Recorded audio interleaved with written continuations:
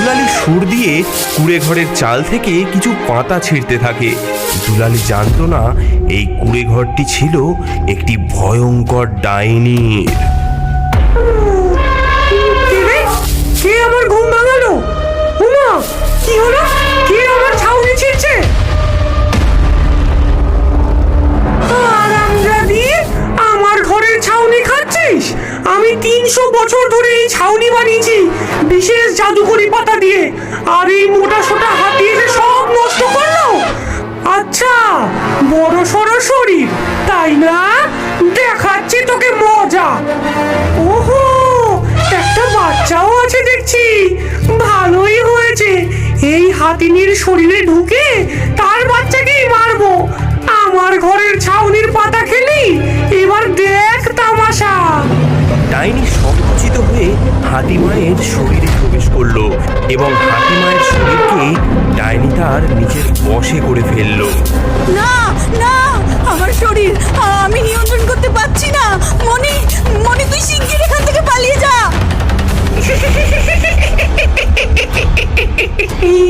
তোর শরীর এখন আমার, আমি যা চাই তাই করবি তুই।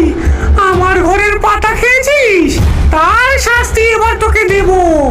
ওই তো, ওই তো তোর সবচেয়ে প্রিয় জিনিস, তোর বাচ্চা। এবার দেখ কেমন করে মায়ের হাতে নিজের বাচ্চা কষ্ট পায়। পেতনি আক্রান্ত হাতিমা দুলালি সুর দিয়ে পাশ থেকে একটি মোটা গাছের ডাল তুলে নিল। ভেতরে বন্দি দুলালি চিৎকার করে উঠল, কিন্তু তার চিৎকার শুধু তার নিজের কানেই পৌঁছালো। শরীরে তার আর কোনো নিয়ন্ত্রণ নেই। এই ছোট্ট বাচ্চা, তোর মা এখন ঘুমোচ্ছে। কেমন মজা হবে যখন দেখবি তোর মাই তোকে মারছে। মা, তোমার চোখ এমন লাল কেন? তুমি কি অসুস্থ? পেতনি আক্রান্ত হাতিমা হঠাৎ লাঠি উঁচিয়ে মনির পিঠে আঘাত করে। মনি ব্যথা আয় বাবা, আমাকে দেখ কেমন লাগে। আমার ঘরের পাতা খাই। অন্যায় করেছি।